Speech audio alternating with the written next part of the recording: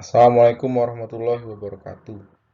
Perkenalkan, nama saya Ferdia Diansa, jurusan Teknik Lingkungan, Institut Teknologi Sumatera. Di sini saya akan membahas tentang limbah elektronik atau EWOS. Limbah elektronik atau EWOS merupakan sampah perangkat listrik atau elektronik. Komponen elektronik seperti CRT bisa mengandung kontaminan seperti timbal, kadmium, berilium, atau brominate. Pembuangan dan atau pendaur ulangan mengandung resiko yang sangat besar bagi pekerja dan masyarakat sekitar. Di negara maju, proses ini dilakukan dengan sangat hati-hati dan aturan yang ketat, sementara di negara-negara berkembang bisa menyebabkan masalah kesehatan dan polusi yang serius karena negara-negara ini pada umumnya tidak memiliki pengawasan dan pengaturan yang baik. Sementara untuk jenis limbah elektronik seperti komputer bekas atau yang dibuang, peralatan elektronik kantor, perangkat elektronik hiburan, ponsel, televisi, dan lemari es, termasuk perangkat elektronik yang bisa digunakan kembali, dijual kembali, didaur ulang, atau dibuang. Juga termasuk residu dari penggunaan kembali dan operasi daur ulang. Tabung sinar katoda CRT dianggap salah satu jenis yang paling sulit untuk didaur ulang. CRT memiliki konsentrasi timbal dan fosfor yang relatif tinggi. Environmental Protection Agency atau EPA memasukkan monitor CRT dalam kategori limbah rumah tangga berbahaya. Beberapa fakta. Tahun 1997, masa pakai CPU komputer rata-rata 4-6 tahun dan monitor 6-7 tahun. Tahun 2004, di Amerika Serikat terdapat 315 juta komputer yang tidak terpakai, sehingga menjadi sampah elektronik. Estimasi Badan Program Lingkungan Hidup PBB (UNEP), EWOS yang dihasilkan sekitar 50 juta ton per tahun. Peningkatan volume limbah elektronik mencapai 3-5% per tahun, 3 kali lebih cepat dibanding limbah umum. Hanya sekitar 6-10%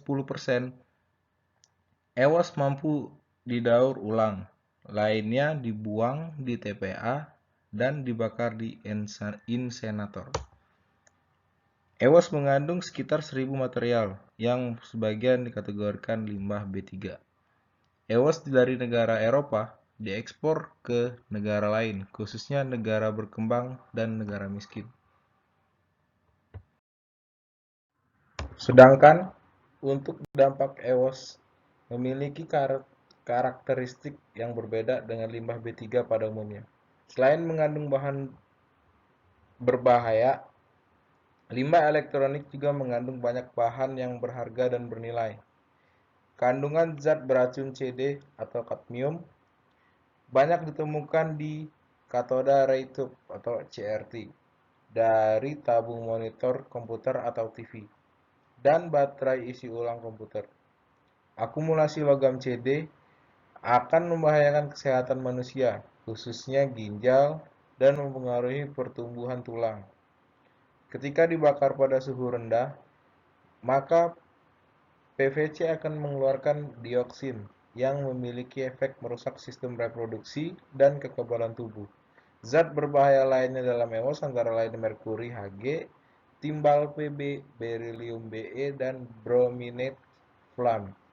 Apabila tidak dikelola dengan benar, maka akan berdampak pada kesehatan dan lingkungan. Untuk pengolahan limbah elektronik, yang pertama itu pemilahan limbah elektronik, lalu perbaikan limbah elektronik, dan didaur ulang kembali.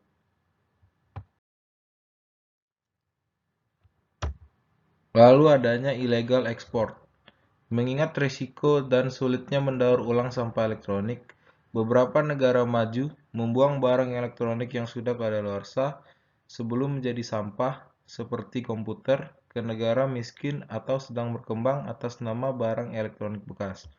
Bagi negara pengimpor, untuk sementara memang diuntungkan dengan barang elektronik murah meriah, tapi dalam jangka panjang harus menanggung beban pencemaran lingkungan B3 dari komponen-komponen rongsokan elektronik. Bagi negara pengekspor, mendapat keuntungan lingkungan terbebas dari sampah dan penghematan anggaran, karena biaya ekspor lebih murah 10 kali lipat daripada mendaur ulangnya. Berikut contoh pemanfaatan limbah EWOS. Yang pertama itu ada industri yang melakukan kegiatan pemilahan EWOS. Industri tersebut mengambil material dari customer, lalu melakukan pemisahan komponen dalam bentuk material dan pemisahan secara manual dengan solder pot.